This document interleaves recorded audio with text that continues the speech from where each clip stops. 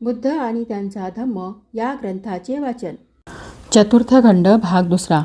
पारिभाषिक शब्दसाम्यामुळे होणारे मौलिक भेद कसे अस्पष्ट राहतात. पुनर्जन्म. प्रास्ताविक.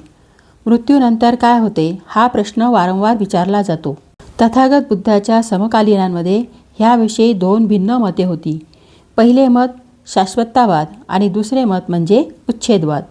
आत्मा अमर असल्यामुळे जीवन शाश्वत आहे. पुनर्जन्माने जीवन पुढे चालू राहते असे शाश्वततावादी मानित असत. मृत्यू म्हणजे सर्वनाश, मृत्यूनंतर काही उरत नाही हा उच्छेदवादाचा सिद्धांत. तथागत बुद्ध शाश्वतवादी नव्हते, कारण शाश्वतवादात पृथक ठोस कधीही न बदलणाऱ्या आणि अमर अशा आत्म्याचे अस्तित्व कल्पावे लागत आणि त्यास तर बुद्धाचा विरोध होता. तथागत बुद्ध हे उच्छेदवादी होते काय? आत्म्याचे अस्तित्व मानित नसल्यामुळे बुद्ध हे स्वाभाविकता उच्छेदवादी असतील अशी अपेक्षा असणार. परंतु आपण वस्तुतः उच्छेदवादी नसून आपणावर तसा आरोप केला जातो अशी बुद्धांनी अलगदुप्पम सूत्रात तक्रार केली आहे.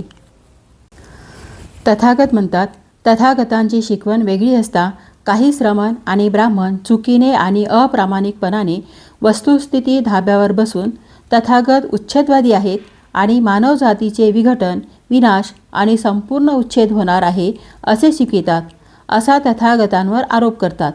खरोखर तथागत तसे शिकवित नाहीत आणि तरीसुद्धा हे भले लोक चुकीने किंवा अप्रामाणिकपणाने खोटा आरोप करून तथागतांना उच्छेदवादी बनवू पाहतात. हे विधान जर खरोखर बुद्धांचे असेल, बुद्ध धम्मावर ब्राह्मणी सिद्धांत लादण्यासाठी घुसडलेले प्रक्षिप्त विधान नसेल, तर एक गंभीर समस्या उभी राहते. तथागत बुद्ध तर आत्म्याचे स्वतंत्र अस्तित्व मानित नाही, मग तथागत आपण उच्छेदवादी नाही असे कसे म्हणू शकतो? यातून एक प्रश्न उद्भवतो, तो असा की तथागत बुद्ध पुनर्जन्म मानतात काय?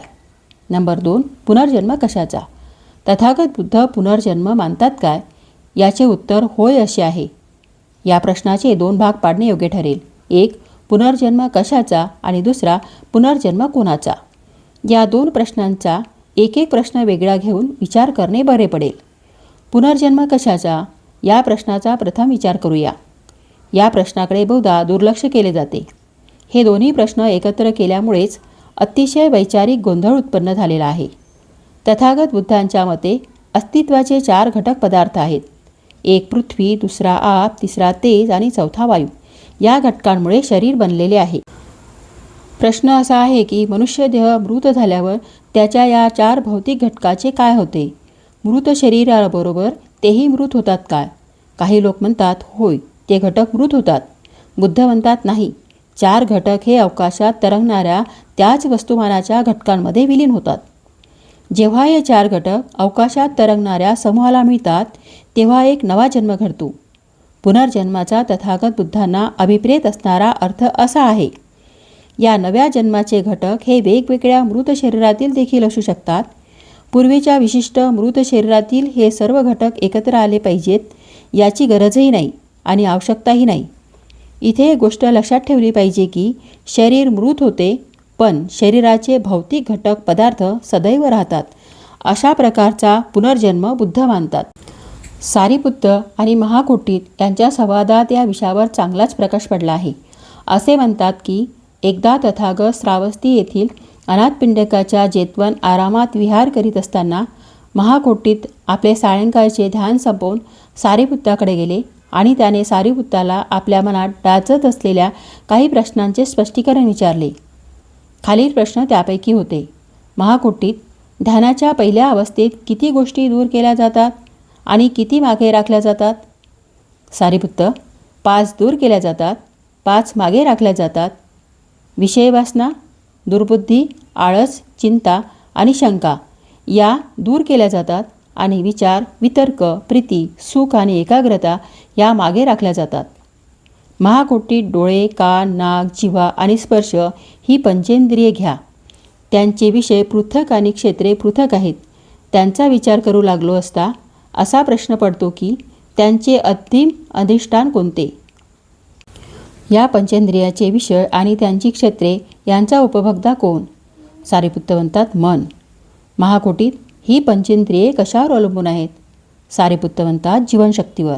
महाकोटीत जीवनशक्ती कशावर अवलंबून असते? सारीपुत्त म्हणतात उष्णतेवर. महाकोटीत उष्णता कशावर अवलंबून असते?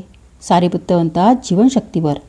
महाकोटीत तुम्ही म्हणता उष्णता जीवनशक्तीवर अवलंबून असते व जीवनशक्ती उष्णतेवर अवलंबून असते. याचा खरोखर अर्थ तरी काय लावायचा? सारीपुत्त म्हणतात मी तुला एक उदाहरण देऊन स्पष्ट करतो. ज्याप्रमाणे दिव्यातील प्रकाश ज्योतीचे दर्शन घडवितो आणि ज्योतीमुळे प्रकाश उद्भवते, त्याचप्रमाणे जीवनशक्ती हे उष्णतेवर आणि उष्णता जीवनशक्तीवर अशी ती दोन्ही तत्वे अन्योन्य स्त्री आहेत. महाकोटीत म्हणतात शरीर हे निश्चेतन काष्टासारखे दूर फेकण्यापूर्वी शरीरातील कोणत्या गोष्टी त्यास सोडून जातात? सारीपुत्त म्हणतात जीवनशक्ती, उष्णता आणि विज्ञान म्हणजे जाणीव. महाकोटीत म्हणतात संज्ञा, इंद्रियजन्य, आकलनशक्ती आणि वेदना ज्या भिक्खूने आपल्या समाधीत निग्रहित आणि स्तब्ध केले आहेत, तो भिक्खू आणि मृत शरीर या दोहोंमध्ये भेद काय? सारीपुत्त म्हणतात मृत शरीरात काया, वाचा आणि मन यांच्याच क्रिया केवळ थांबलेल्या, निश्चल व स्तब्ध शांत असतात असे नाही, तर जीवनशक्ती संपूर्ण उपयोगात येऊन संपुष्टात आलेली असते. उष्णता निमावलेली, थंड झालेली असते आणि ज्ञान इंद्रिये उच्छिन्न झालेली असतात. उलटपक्षी ध्यानस्थ भिक्खूमध्ये जीवनशक्ती व उष्णता ही कायम असून इंद्रिये साबूत असतात. जरी त्याचे श्वासोच्छ्वास निरीक्षण आणि संज्ञा स्तब्ध, निश्चल व शांत झालेल्या असल्या तरी मृत्यू अथवा उच्छेद यांचे हे श्रेष्ठ आणि परिपूर्ण विवेचन ठरण्याचा संभव आहे.